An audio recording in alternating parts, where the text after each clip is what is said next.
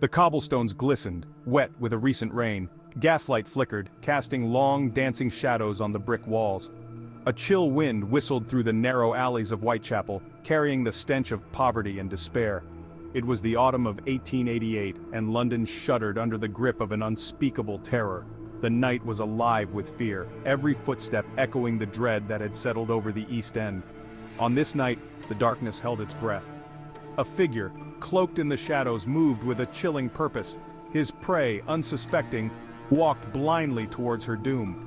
The cobblestones would soon run red again, stained with the blood of another innocent.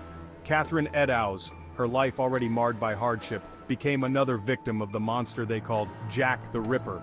Her mutilated body, discovered in Mitre Square, sent shockwaves through the city. The brutality of the act, the sheer savagery left no doubt.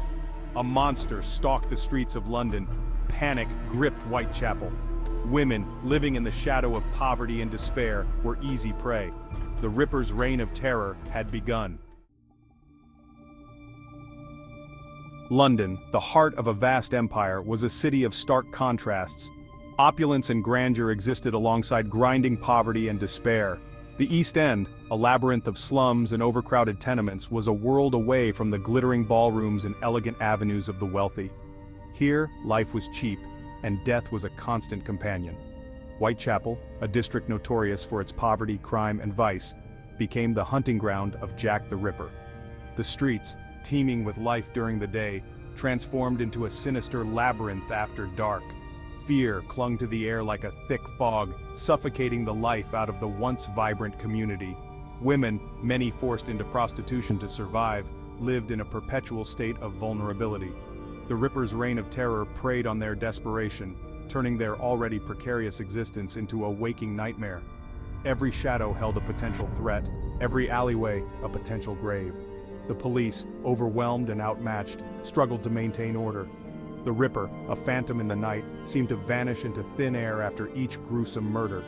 Fear and suspicion ran rampant, poisoning the very heart of the community. Whitechapel's labyrinthine streets, a confusing maze of narrow alleyways and dimly lit courtyards, provided the perfect hunting ground for the Ripper. The overcrowded slums, teeming with life, offered anonymity in the chaos. The darkness concealed, the fog obscured, and the Ripper, a phantom preying on the vulnerable, moved through the shadows with terrifying ease. Poverty, like a festering wound, had eaten away at the fabric of Whitechapel. Despair clung to the air, a suffocating presence that permeated every aspect of life. Women, many forced into prostitution to escape starvation, walked the streets at night, their lives a desperate bargain for survival. The Ripper's victims, all women, were chosen from this underclass. They were mothers, daughters, sisters, their lives cut tragically short by a brutality that shocked even the most hardened police officers. Each murder, a gruesome spectacle, deepened the fear that gripped the East End. The police, facing a cunning and elusive adversary, struggled to make headway in their investigation. The Ripper, a chilling enigma, seemed to melt back into the shadows after each horrific act, leaving behind a trail of blood and terror. The Ripper's reign of terror began in the summer of 1888. Mary Ann Nichols, her life already scarred by hardship, became the first victim. Her body, discovered in Bucks Row, bore the unmistakable marks of the monster who would soon be known as Jack the Ripper. Annie Chapman, her life tragically mirroring that of Mary Nichols, became the Ripper's next victim. Her mutilated body, found in Hanbury Street, sent shockwaves through Whitechapel. The killer's brutality, the sheer savagery of the act, left no doubt. A monster stalked the streets. Elizabeth Stride and Catherine Eddowes, murdered within hours of each other, became grim testaments to the Ripper's escalating reign of terror. The police, under immense pressure to catch the killer, found themselves always one step behind, their investigation hampered by dead ends and false leads. Mary Jane Kelly, the youngest of the Ripper's victims, met a horrific end in her own room. The brutality of her murder surpassed even the Ripper's previous crimes, the details too gruesome to be printed in the newspapers. Panic gripped London, the fear palpable in the air. The enigmatic figure. Who was Jack the Ripper? Who was this monster who terrorized London, leaving a trail of blood and unanswered questions? Jack the Ripper, a name whispered in fear, remains an enigma, his true identity lost to time. Was he a man of medicine, his anatomical knowledge evident in the precise mutilations, or a butcher, accustomed to blood, his mind warped by daily slaughter? Theories abound, each more chilling than the last. The possibilities, as endless as they are chilling, continue to fascinate and horrify. Whispers in the shadows, suspects and speculations. The Ripper's identity, a macabre puzzle pieced together from whispers and shadows, has haunted investigators for over a century. Suspects ranging from the mundane to the outlandish have been scrutinized, analyzed, and ultimately discarded, their stories adding to the mystique surrounding the case. Montague John Druitt, a barrister who committed suicide shortly after the last canonical murder, emerged as a prime suspect. His descent into madness, coupled with his social standing and education, fueled speculation about his potential involvement in the crimes. Aaron Kosminski, a Polish immigrant living in Whitechapel, became another suspect. His mental instability, coupled with his proximity to the murders, made him a person of interest, but a lack of concrete evidence prevented a definitive link to the crimes. Walter Sickert, a prominent artist known for his haunting depictions of London life, has been the subject of much speculation. His fascination with the Ripper case, combined with his dark and often disturbing artwork, has led some to believe he may have been the elusive killer. A name from the grave.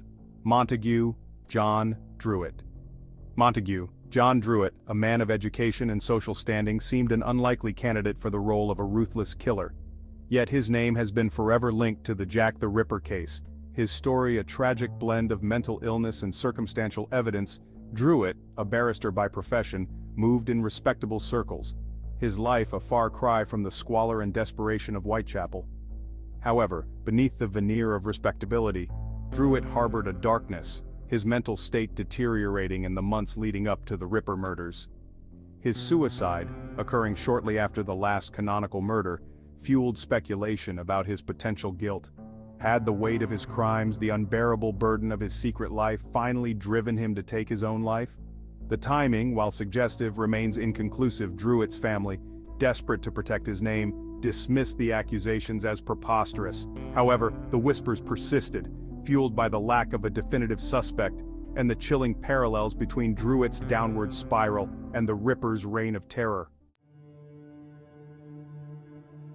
The tormented soul, Aaron Kosminski. Aaron Kosminski, a Polish immigrant living in Whitechapel, became entangled in the Ripper investigation. His life a tragic illustration of the prejudice and fear that shadowed the immigrant community in Victorian London. His mental instability, coupled with his proximity to the murders, painted a damning, albeit circumstantial picture. Kosminski, a barber by trade, lived a meager existence. His life a world away from the grandeur and opulence enjoyed by London's elite. He struggled with mental illness, his delusions and paranoia exacerbated by the poverty and hardship of his daily life. Witnesses placed Kosminski near the scene of at least one of the Ripper murders, his behavior erratic and suspicious. His apparent knowledge of the crimes, coupled with his violent outbursts, fueled speculation about his potential involvement. However, the evidence against Kosminski remained largely circumstantial. His mental state, while undoubtedly troubled, did not definitively prove his guilt. The Ripper case, already shrouded in mystery, became further complicated by the lack of a clear motive and the difficulty in separating fact from fiction. The Royal Conspiracy, Prince Albert Victor. Whispers of a royal conspiracy have swirled around the Jack the Ripper case for over a century. Prince Albert Victor, grandson of Queen Victoria, became entangled in this web of intrigue. Rumors suggested he fathered an illegitimate child in Whitechapel. Could the Ripper murders have been to protect the monarchy? The theory, while lacking evidence, has captured the public's imagination. Unmasking the monster, a century of theories. Over a century after the Ripper's reign of terror, the question of his identity remains unanswered. The case, a macabre tapestry woven from fact, speculation, and sensationalism, continues to fascinate and frustrate. Countless theories have been proposed, debated, and ultimately discarded. Was the Ripper a barber, a doctor, an artist, or perhaps a member of the royal family? The possibilities have fueled countless books, documentaries, and fictional accounts. Jack the Ripper's legacy. Jack the Ripper, synonymous with terror, has woven his legend into London's dark history. The Ripper case captivates us, stemming from our fascination with the unknown.